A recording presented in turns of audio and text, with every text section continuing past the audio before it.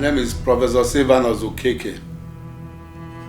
For any change to occur, go and tell Buhari that Nigeria needs a special revolution.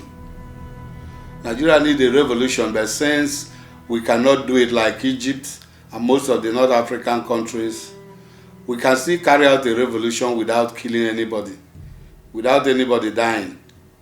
And it is necessary that Nigerians should live and see the revolution taking place. The effect of the social media has so great impact worldly that people could do anything. If Buhari could see the American president, President Obama, within seconds after he was elected, then he should realize that there is nothing he cannot do. We need a change, but this must be a kind of academic revolution. I expect Buhari to make the following changes in order to allow the country to survive and become once more the giant of Africa. Let him stop recycling corrupt politicians. These politicians are corrupt. You cannot put a new wine in an old wineskin. We need a change, not the corrupt ministers he has elected. Let him set up a research group that will come up with complete eggheads. Nigerians are educated, they are learned, they have educated people. Use them to do what you want to do.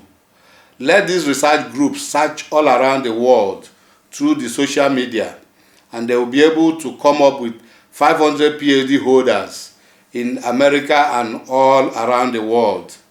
And these people are capable of leading in Nigeria. Most of them have been tested, especially in America. You should have over 300 well-qualified leaders residing in this country. You should use them. There are some with master's degree. Even people with first degree, they still have positions in Nigeria. Names of such people should be gotten immediately from the different cities in the US and sent to their villages, so that if there is authenticity that these people are honest people, then he could use them. He could use these educated people. When the village is able to reply to say, yeah, their son is an honest person, then that person should be listed among the leaders, not those old leaders. 3 qualities are necessary for these men who are going to be named and brought in from all over the world with PhD holders. They should not be the party type, the Owambe type, who are partying all over the time. He should eliminate such people. They should be men who are already satisfied, who are not thinking of stealing money or doing anything that is evil to the society. These are people who are thinking of their children and children's children. Number 3, they should not be people who are womanizers, going after women all over the place. Once these qualities are identified, you see that you have quality men that will rule in that country.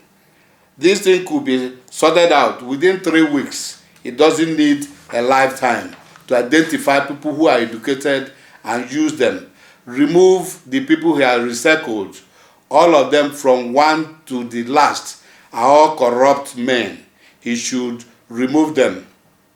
I'm talking of PhD holders because I can give him an example. Khalid Dikakalo has a PhD. He made a lot of impact in government. There are millions of Nigerians with PhDs all over the world, which he could, through the research group, get into that country to lead. And those are the people he should make ministers. And each of the ministries, they should not be less than 5 of them. 5 PhD, master degree and first degree holders in each of the ministries, coming from abroad. Coming from abroad, I repeat, those who have not tested corruption. And these people, when they are there, when there are 5 of them in the ministry, it is impossible for them to be affected. When the old ones want to use them, they will tell them, we are just here to make some changes. And they will come up with great ideas of how decisions are taken and remove corruption from that country. Still retain the old people, but they won't be at the head. The first 3 people in a ministry should be people who are tested, PhD holders, and some of them master's degree. They will meet and take decisions. Each of the ministries, whether petroleum or industry or commerce, education, put these PhD holders there. They are Nigerians, and they won't be thinking of money. They won't be thinking of stealing. They are people who have been tested. These PhD holders are capable of leading this country because most of them are scholar practitioners who have been tested in their different fields. They are contributing and developing other countries. Why can't they develop our country? They are very likely to succeed. When they set up their goals, they are likely to achieve them because these are things they've gone through. They have been disciplined through education. They are not fake-minded people, so they are going to lead very well. Most of them are likely to be within 55 years of age, just like the Nigerian independence of 55 years. Use those kind tested people, and you see that that country will change.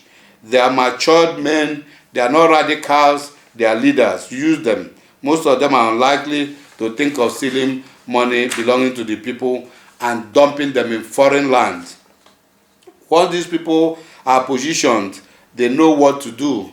They will create jobs. That's number one. They will engage all hard-working Nigerians who are willing to work. Number two. Number three, they will stop corruption at the top because three of them, the minister, the director general, and maybe two or three other people who are within their group will take decisions. So they will surely stop corruption. They will introduce actual technology in all areas of Nigerian economy, and there will be a massive movement and improvement. They will run their ministries effectively. As Nigerians, they will be able to handle all cultural issues. They are not like foreigners brought in from somewhere. We should avoid mediocrity. That's what we have been doing.